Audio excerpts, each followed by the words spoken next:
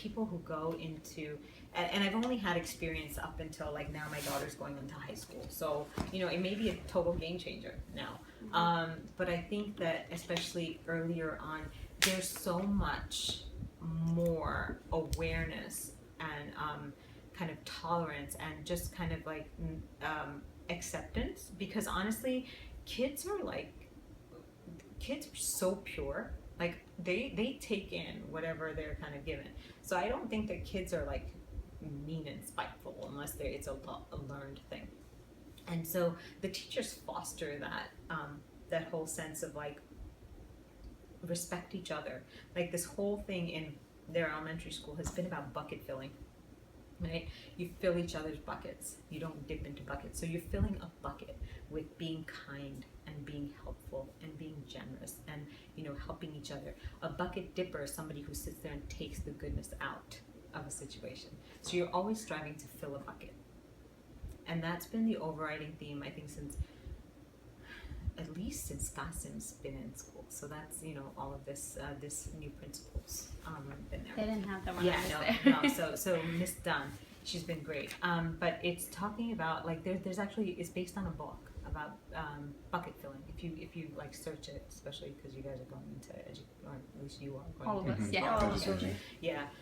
And their thing is talking about being a bucket filler, not a bucket dipper, and then being a mighty mind. And being a mighty mind also means being accepting and being tolerant and always trying to learn and gain knowledge. And that doesn't just mean book knowledge. It means a lot more. So being around, a school system that's promoting that is amazing, to see that. Because because when you go into higher levels of education, you get other teachers from other walks of life and this and whatever that aren't so accepting. They're not, I think there was actually one of my friends, I had a guest come home, and she's up here from Virginia. She's interning in the UN, and she had gone out with her friends for dinner, and there was somebody who was an educator who was sitting in a restaurant with a Make America Great Again shirt or sticker or something.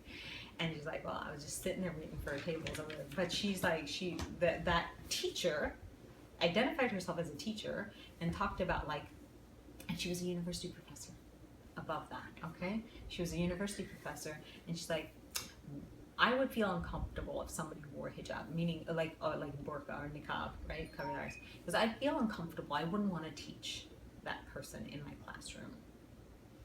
And so my friend was like, but why? And he goes, well, let's just talk about for a test, how would I know who's taking the test? She's like, well, you're a female. I said, or, and so you can take her aside, ask her to take the niqab off, and you can see her face, and you can do that at any point during the year, and you would know it's her taking the test. Because yeah, but I don't like it. It makes me feel uncomfortable. Trying to find 110 excuses, basically. Yeah. So I'm a little bit fearful for when my kids go into the larger and the broader society, when not everybody comes from such a tolerant upbringing and background, and you're getting people from all walks of life. You're getting people from these rural areas who have never seen a Muslim person, who sit there and say, why you got that rag on your head? You're going to come across that. It happens. Have any of your patients? No. My patients, there's some patients and some people who've asked me, why did you wear it? And then I tell them. There's been some nurses at the hospital who maybe don't come from religious, goes, well, why would you wear that? And then there's, and so I was like, well, it's something that I find, it kind of helps ground me. It brings me just peace. It grounds me to where my faith is, and it's just something that I want to do, and I've been wanting to do, but I was fearful to do it. Okay. So one person's like, Yeah. I don't understand. I said, that's okay.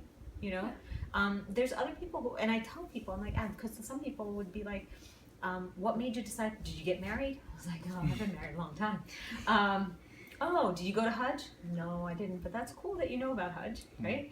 And then they would ask me like, but why now? Like, why? I said, well, I was like, so traditionally, if you were to go to church, you'd cover your head, wear a hat, wear something, right? I said, well, we go into mosque. You know, I used to do that too.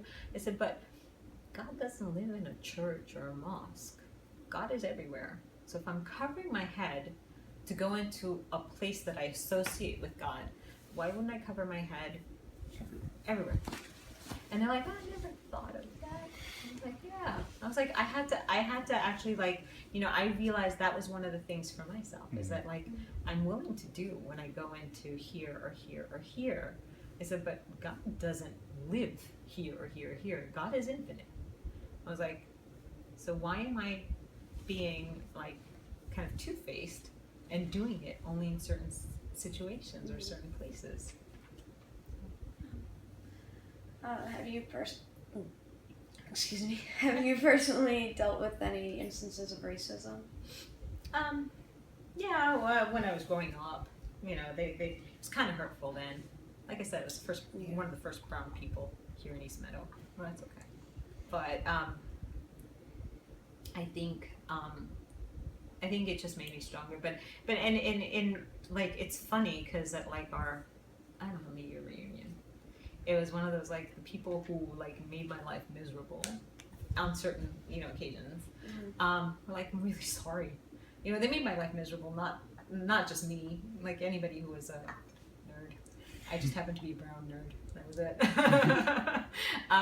But no, I think that in general, over here, things are different. And like I said, like there's sometimes when I may think that somebody is thinking X, Y, Z, and that's me putting my own, you know, insecurities out there. Because a lot of times, like when I feel like that, I'm like, I just smile.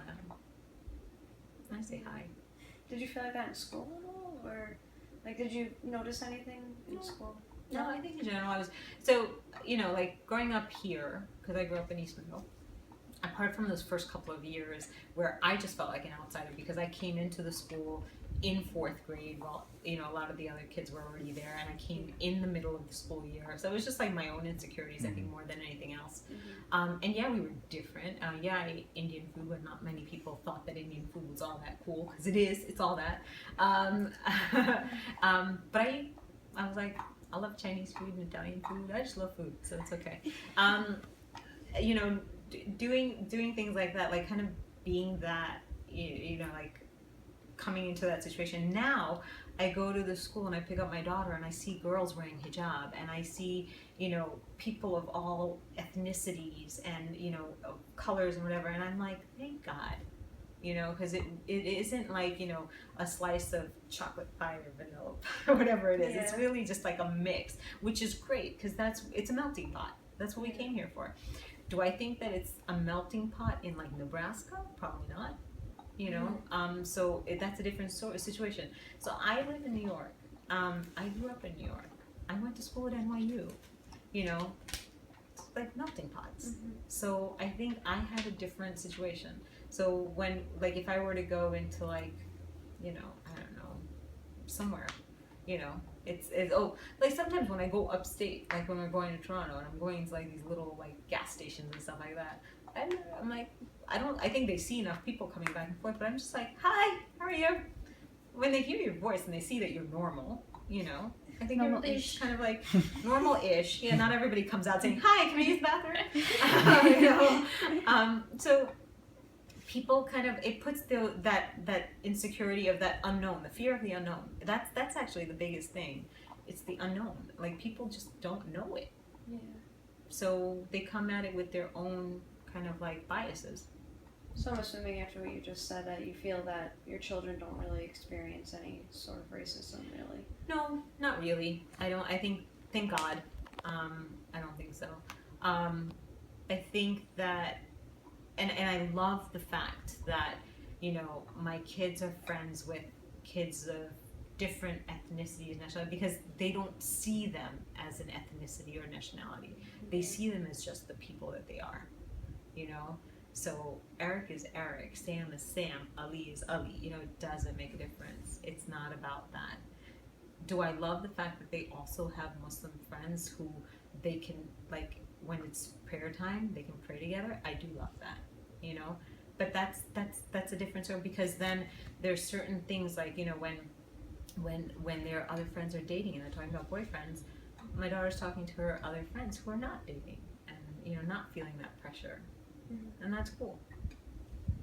And lastly, is there any advice you can give to us future educators? Be tolerant.